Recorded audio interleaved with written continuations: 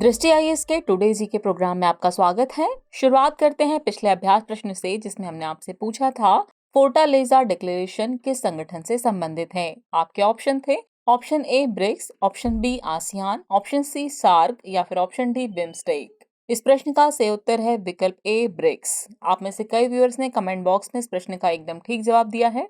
चलिए अब आगे की बात को एक्सप्लेनेशन से समझते हैं। मिस्र न्यू डेवलपमेंट बैंक यानी एनडीबी में आधिकारिक रूप से शामिल होने के लिए प्रक्रियाओं के साथ आगे बढ़ रहा है। वर्ष 2014 में फोर्टलेजा ब्राजील में छठे ब्रिक्स शिखर सम्मेलन के दौरान एनडीबी की स्थापना के लिए समझौते पर हस्ताक्षर किए गए थे। इस घोषणा ने इस बात पर जोर दिया कि न्यू डेवलपमेंट बैंक ब्रिक्स समूह के बीच सहयोग को मजबूत करेगा।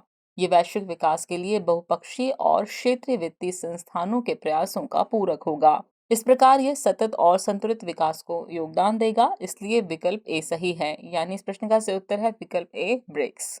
चलिए शुरुआत करते हैं आज के एपिसोड की। तो आज के एपिसोड का पहला प्रश्न है, कला एवं संस्कृति के संदर्भ में मधुबनी पेंटिंग का संबंध किस राज्य से है। आपके ऑप्शन है राजस्थान, गुजरात, बिहार या फिर आंध्र प्रदेश। इस प्रश्न का सही उत्तर है विकल्प सी बिहार। चलिए एक्सप्लेनेशन से आगे की बात को समझते हैं। भारत कला और संस्कृति के मामले में दुनिया के सबसे समृद्ध देशों में से एक है। इसी संदर्भ में मधुबनी पेंटिंग भारत की लोक चित्रकला को व्यक्त करती है। मधुबनी पेंटिंग को मिथिला कला भी कहा जाता है, क्योंकि यह बिहार के मिथिला क्षेत्र में प्रचलित है। यह पेंटिंग ताजा पलस्तर या मिट्टी की दीवार पर की जाती है, लेकिन व्यावसायिक उद्देश्यों के लिए अब यह कागज, कपड़े, कैनवास आदि पर होने लगी है। इसमें उंगलियों, टहनियों, ब्रश, निब, पेन और माचिस की तीली और प्राकृतिक रंगों का उपयोग किया जाता है, इसलिए विकल्प सी सही है। स्लाइड में आप इस पेंटिंग का एग्जाम्पल भी देख सकते हैं। तो इस प्रश्न का सही उत्तर है विकल्प सी बिहार। चलिए अगला प्रश्न देखते हैं। निम्नलिखित में से कौन सा देश खाड़ी सहयोग परिषद का सदस्य नहीं है। यमन, सऊदी अरब, कतर या फिर ओमान। इस प्रश्न का सही उत्तर है विकल्प ए यमन। भारत और खाड़ी सहयोग परिषद यानी जीसीसी दोनों क्षेत्रों के बीच आर्थिक संबंधों को बढ़ावा देने के लिए मुक्त व्यापार समझौते पर 24 नवंबर से वार्ता की शुरुआत कर सकते हैं। खाड़ी सहयोग परिषद यानी जीसीसी एक राजनीतिक, आर्थिक, सामाजिक और क्षेत्रीय संगठन है। इसकी स्थापना 1981 में Bahrain, Kuwait, Oman, Qatar, Saudi अरब तथा संयुक्त अरब अमीरात के बीच एक समझौते के बाद हुई थी। यह एक क्षेत्रीय अंतर सरकारी राजनीतिक और आर्थिक संघ है, जिसमें Bahrain, Kuwait, Oman, Qatar, Saudi अरब और संयुक्त अरब अमीरात शामिल हैं। इस परिषद का मुख्यालय रियाद, सऊदी अरब में स्थित है, इसलिए इस प्रश्न का सही उत्तर है विकल्प ए यमन। चलिए अगला प्रश्न देखते हैं। कतर अपनी सीमा यानी भूमि और समुद्री सीमा किस देश के साथ साझा करता है। सऊदी अरब, संयुक्त अरब अमीरात। दिए गए कोड का प्रयोग कर सही विकल्प का चयन करना है। आपके ऑप्शन है केवल एक, केवल दो, एक और दो दोनों, और न तो एक और न ही दो। इस प्रश्न का सही उत्तर है विकल्प सी एक और दो दोनों, यानी दोनों ही विकल्प जो है सही है और दोनों ही देश जो हैं वो कतर के साथ अपनी सीमा साझा करते हैं। चलिए एक्सप्रेशन से आगे की बात समझते हैं।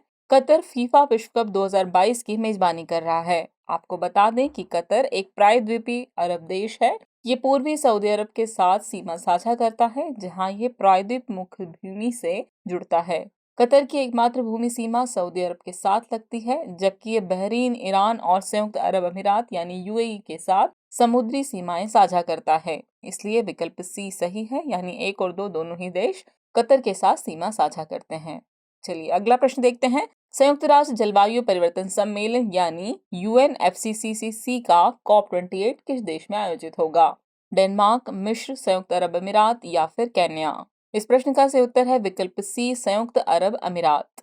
हाल ही में मिस्र में संयुक्त राष्ट्र जलवायु परिवर्तन सम्मेलन यानी UNFCCC के COP27 का आयोजन हुआ। कॉप यानी पार्टियों का सम्मेलन, संयुक्त राष्ट्र जलवायु परिवर्तन सम्मेलन यानी UNFCCC के पक्षकारों का एक सम्मेलन है, जो वार्षिक आधार पर आयोजित किया जाता है। UNFCCC का COP28 30 नवंबर से 12 दिसंबर 2023 तक संयुक्त अरब अमीरात में होगा, इसलिए विकल्प सी सही है। जबकि COP26 का आयोजन वर्ष 2021 में ग्लासगो, स्कॉटलैंड में किया गया था। इस तरह इस प्रश्न का सही उत्तर है विकल्प सी संयुक्त अरब अमीरात। अगला प्रश्न है, India's booming gig and platform economy report किसके द्वारा लॉन्च की गई है। नेस्कॉम, फिक्की, नीति आयोग या फिर रिजर्व बैंक ऑफ इंडिया। इस प्रश्न का सही उत्तर है विकल्प सी नीति आयोग। हाल ही में नीति आयोग ने India's booming gig and platform economy शीर्षक से एक रिपोर्ट लॉन्च की, इसलिए विकल्प सी सही है। ये रिपोर्ट अपनी तरह का पहला अध्ययन है जो भारत में गिग प्लेटफॉर्म अर्थव्यवस्था पर व्यापक दृष्टिकोण और सिफारिशें प्रस्तुत करता है। यह रिपोर्ट गिग क्षेत्र के वर्तमान आकार और नौकरी सृजन क्षमता का अनुमान लगाने के लिए एक वैज्ञानिक पद्धति प्रदान करती है। इसने भारत में बढ़ते शहरीकरण, इंटरनेट, डिजिटल प्रौद्योगिकियों और स्मार्टफोन तक व्यापक पहुंच को देखते हुए इस क्षेत्र की रोजगार सृजन क्षमता पर प्रकाश डाला है। आपको बता दें कि गिग इकोनॉमी एक मुक्त व्यापार बाजार प्रणाली है जिसमें संगठन अल्पकालिक जुड़ाव के लिए स्वतंत्र श्रमिकों के साथ अनुबंध करते हैं। उदाहरण के लिए स्विगी एवं जोमेटो के वर्कर, स्वतंत्र लेखक आदि इसी श्रेणी के वर्कर कहलाते हैं। तो इस तरह इस प्रश्न का सही उत्तर है विकल्प सी, नीति आयोग। अगला प्रश्न है, हाल ही में चर्चा में रही जीन एडिटिंग टेक्नोलॉजी क्रिस्पर का पूरा नाम है। आपके ऑप्शन है clustered regularly interspace short palindromic repeat, clustered reorientation interspace short palindromic repeat, clustered reshape interspace short palindromic repeat, या फिर clustered regrouping interspace short palindromic repeat. इस प्रश्न का सही उत्तर है विकल्प A, clustered regularly interspace short palindromic repeat. चलिए एक्सप्लेनेशन देख लेते हैं। हाल ही में कैंसर से लड़ने हेतु प्रतिरक्षा प्रणाली की कोशिकाओं से जीन को हटाने के लिए क्रिस्पर तकनीक का उपयोग किया गया है। क्रिस्पर एक जीन एडिटिंग तकनीक है जिसका पूरा नाम clustered regularly interspace short palindromic repeat है, इसलिए विकल्प ए सही है। इसमें एक एंजाइम गाइड आरएनए द्वारा निर्दिष्ट स्थान पर डीएनए को काटने के लिए आणविक कैंची के रूप में कार्य करता है।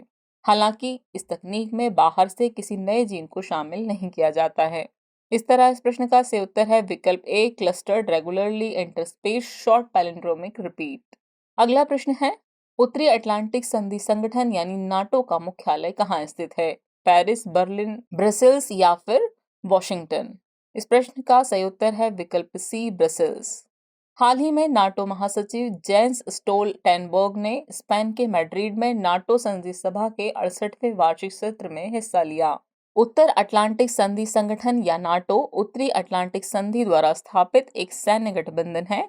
यह 30 सदस्य देशों के बीच एक अंतर सरकारी सैन्य गठबंधन है। इसका मुख्यालय ब्रसेल्स, बेल्जियम में स्थित है, इसलिए विकल्प सी सही है।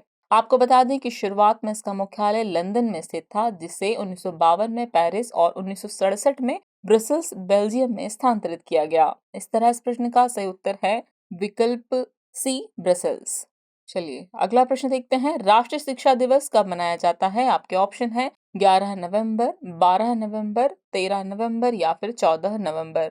इस प्रश्न का सही उत्तर है विकल्प ए, 11 नवंबर। बीते दिनों स्वतंत्र भारत के पहले शिक्षा मंत्री मौलाना अबुल कलाम आजाद के सम्मान में राष्ट्रीय शिक्षा दिवस मनाया गया। इस अवसर पर शिक्षा के प्रति जागरूकता बढ़ाने के लिए विभिन्न अभियान और कार्यक्रम आयोजित किए गए।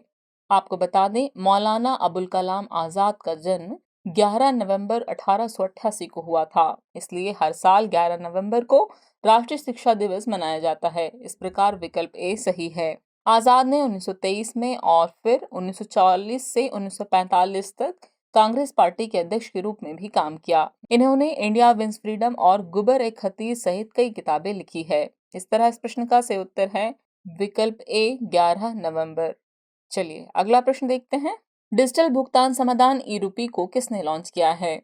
आपके ऑप्शन है भारतीय राष्ट्रीय भुगतान निगम यानी एनपीसीआई, राष्ट्रीय स्वास्थ्य प्राधिकरण यानी एनएचए, स्वास्थ्य एवं परिवार कल्याण मंत्रालय या फिर उपरोक्त सभी। इस प्रश्न का सही उत्तर है विकल्प डी, यानी कि सभी ऑप्शन जो है वो सही है। चलिए एक्सप्लेनेशन देख लेते हैं। भारतीय राष्ट्रीय भुगतान निगम यानी एनपीसीआई ने वित्तीय सेवा विभाग, राष्ट्रीय स्वास्थ्य प्राधिकरण यानी एनएचए, स्वास्थ्य एवं परिवार कल्याण मंत्रालय और सहयोगी बैंकों के सहयोग से एक अभिनव डिजिटल समाधान ई रूपी लॉन्च किया है।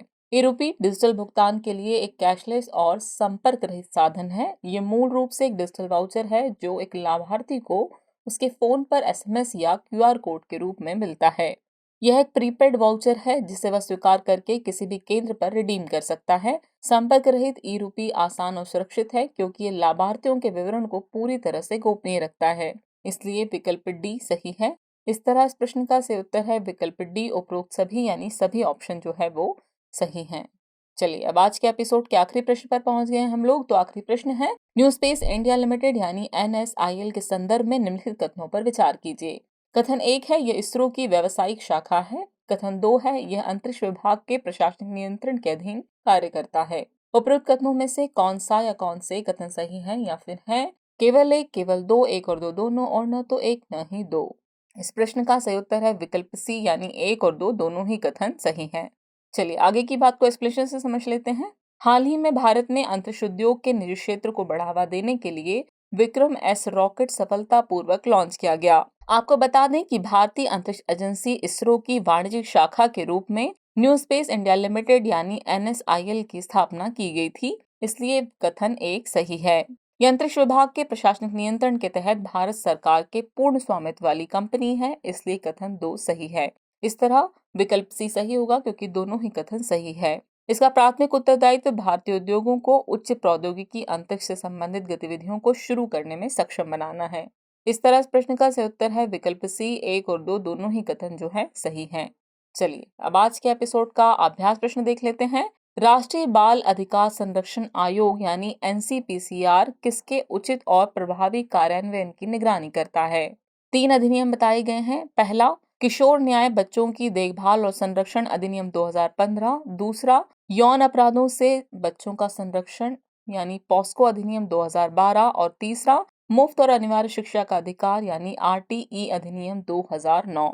दिए गए कोड का प्रयोग कर सही उत्तर चुनिए। आपके ऑप्शन है ऑप्शन ए केवल एक और दो, ऑप्शन बी केवल दो और तीन, ऑप्शन सी केवल एक और तीन, या फिर ऑप्शन डी एक, दो और तीन। तो व्यूअर्स इस प्रश्न का जवाब कमेंट बॉक्स में देना न भूलें। जल्द ही मिलते हैं नए एपिसोड में नए नए सवालों और उनके नए नए जवाबों और जानकारियों के साथ। तब तक के लिए शुक्रिया।